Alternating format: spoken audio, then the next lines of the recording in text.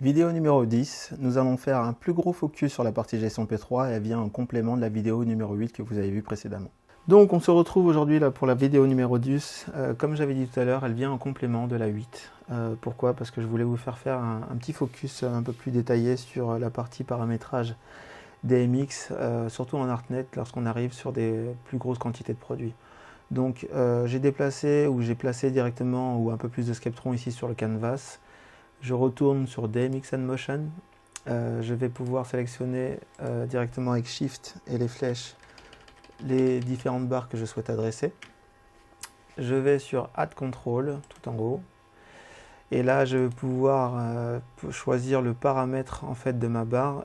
Quand même un petit point, quand même. C'est pour ça que je voulais prendre un peu plus de temps pour vous en parler. Ce que je vais avoir ici en fait au niveau de mes barres, Skeptron, ça sous-entend que finalement elles deviennent compatibles ArtNet via le P3. Et ce que vous retrouvez ici, c'est ce que vous allez avoir comme bibliothèque à l'intérieur des différentes consoles.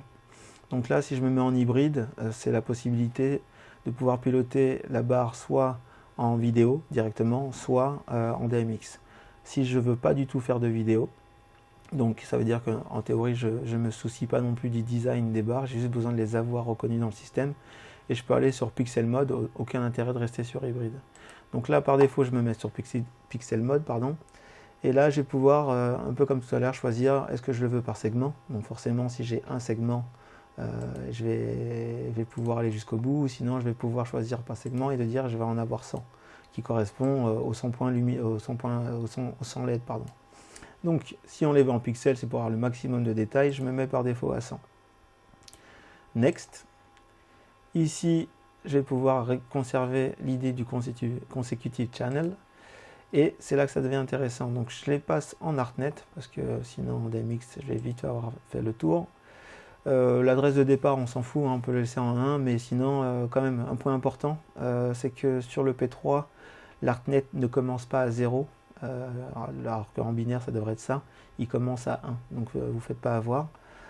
Et ici, aussi, un petit détail qui n'en est pas un, c'est que je vais pouvoir sélectionner l'idée que les channels vont pouvoir se succéder sur le même univers DMX. Pas besoin de conserver un univers par barre.